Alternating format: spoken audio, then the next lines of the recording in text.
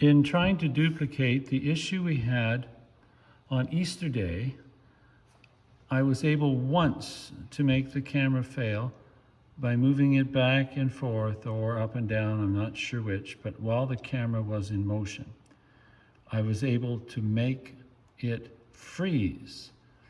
And I don't know whether it is this wire connection here or whether it is, this wire connection underneath here.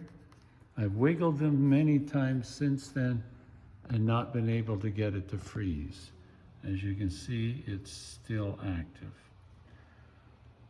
When John asked me to look at it on Sunday, there was one oddity that I noticed, and that was that the scenes part of the screen was obliterating some of the rest of it. I did not know how to fix that until after the service. If you double click on a menu bar like this, then it pops up and covers what's underneath. In fact, you can change the size of what's popped up so that you hide even more. If you double click it again, it disappears. Same with sources. Double click, there it is. And you can go all the way across. You can double click. If you wanted to have those things larger, you can do that. So they all do that, double click. Now that could be helpful. For example, if you double clicked on scenes, we need to make it a little, need to make it a little narrower. So I'm going to narrow it down a bit. I can drag it up there so that it is out of the way of what's below. Gives you more real estate if you need that. But I recommend we don't play with that.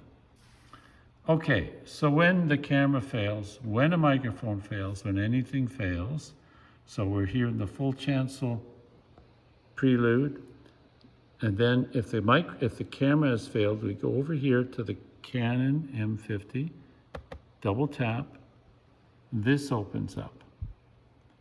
And you drop this menu down, choose a different camera, which is, in this case, the HP Wide Vision HD camera, which is the built-in one. And then choose back Camlink 4 again. And then we should be good to go. Another thing you can attempt is to turn off the camera, which gives you a black area on the screen there, except for the PowerPoint. Turn it back on again. Camera lights up here, and we're fine. If you're not sure in an empty church like this, you could always zoom the camera or focus it, or both, and you can see that it's active, or you can pan it and see that it's active. I've checked the virus checker. The virus checker is operating.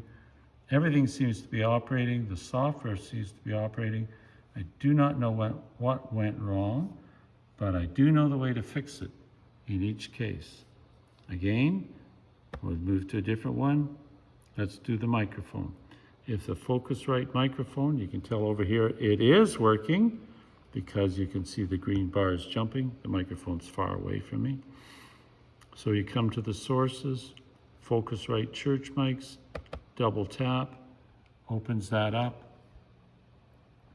Drop down the menu, choose default, for example. Drop down the menu, choose analog 1+2 Focusrite USB audio.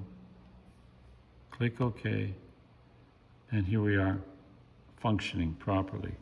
I'm just going to do the focus again, the zoom on the camera, and it's still functioning. So I think, all in all, we'll continue with the software we're using, and I would recommend that each Sunday, as you come in, take a little time to go through and just become familiar with clicking on the Canon, changing it to something else, clicking on the Canon again, or choosing the right one again and clicking OK. And then if you have a problem in the middle of the service, you're okay. Now, I've tried while streaming to turn the camera on and off, to unplug and replug the camera, and that all works fine. I mean, you lose the video for a minute, but it does come back. So don't panic, just carry on, set it up again, just don't stop the streaming. That's the only thing.